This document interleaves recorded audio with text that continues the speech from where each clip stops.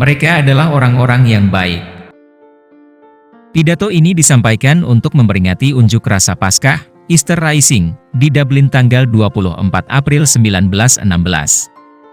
Eamon de Valera secara pribadi terlibat dalam pemberontakan Irlandia menentang Inggris tersebut. Namun tidak seperti tokoh pergerakan lainnya yang tertangkap bersamanya, de Valera tidak dihukum mati, terutama karena ia lahir di Amerika Serikat. Di masa-masa selanjutnya ia terus memainkan peran penting dalam perjuangan Irlandia meraih kemerdekaan dari kekuasaan Inggris Raya.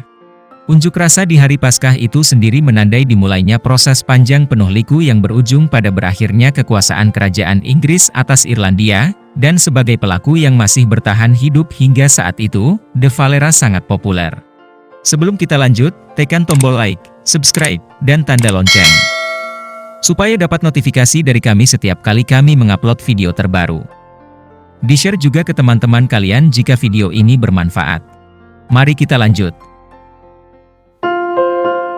Tokoh yang diakui banyak orang sebagai negarawan Irlandia paling terkemuka di abad ke-20 ini sebenarnya lahir di New York. Ayahnya adalah orang Spanyol dan ibunya orang Irlandia asli.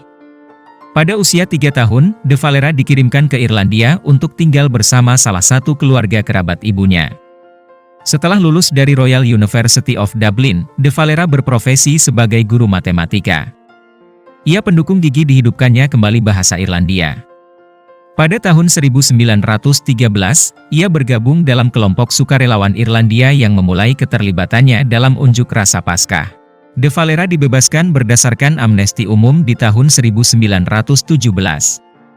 Setelah keluar dari penjara, ia kembali aktif memperjuangkan kemerdekaan Irlandia. Pada tahun itu, ia terpilih sebagai presiden pemerintahan Sinn Féin yang dinyatakan ilegal oleh pemerintah Inggris. Pada tahun 1918, ia kembali dijebloskan ke dalam penjara, namun berhasil melarikan diri dengan menggunakan kunci palsu yang diseludupkan di dalam sebuah kue.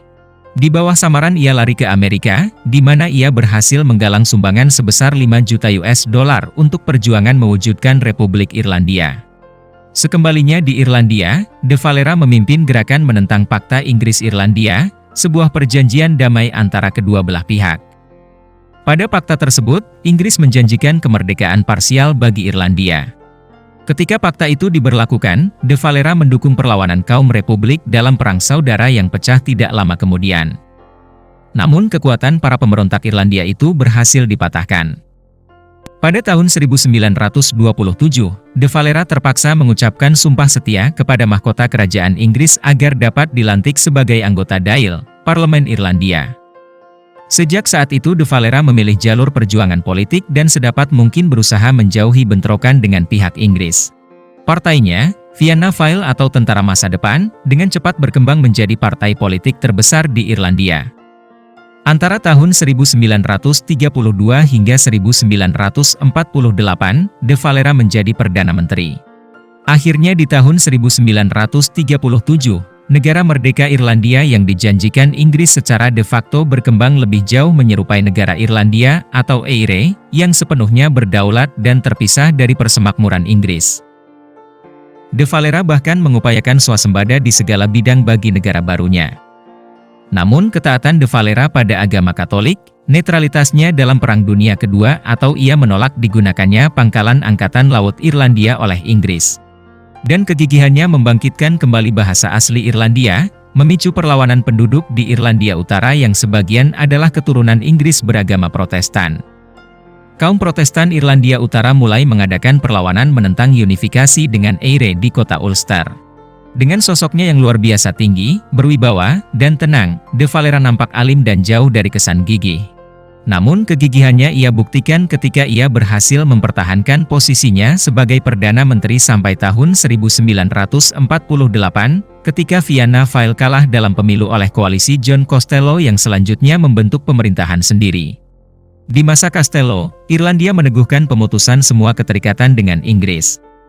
De Valera sendiri tidak menghendaki hal itu, karena berpendapat hubungan baik dengan Inggris masih perlu dijaga mengingat ia terlebih dahulu menginginkan Eire dapat bersatu dahulu dengan Irlandia Utara. Akibat keputusan pemerintah baru itu, Eire secara resmi berdiri sebagai negara berdaulat tanpa Irlandia Utara sampai sekarang. De Valera kembali menjadi Perdana Menteri di tahun 1951, lalu terpilih lagi di tahun 1957 ketika usianya sudah 74 tahun dan nyaris buta. Antara 1959 hingga 1973, ia menjadi Presiden Republik Irlandia.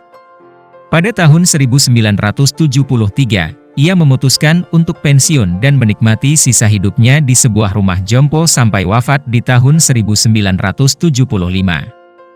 Kutipan pidato berikut ini adalah bentuk kegigihan De Valera dalam memperjuangkan Irlandia.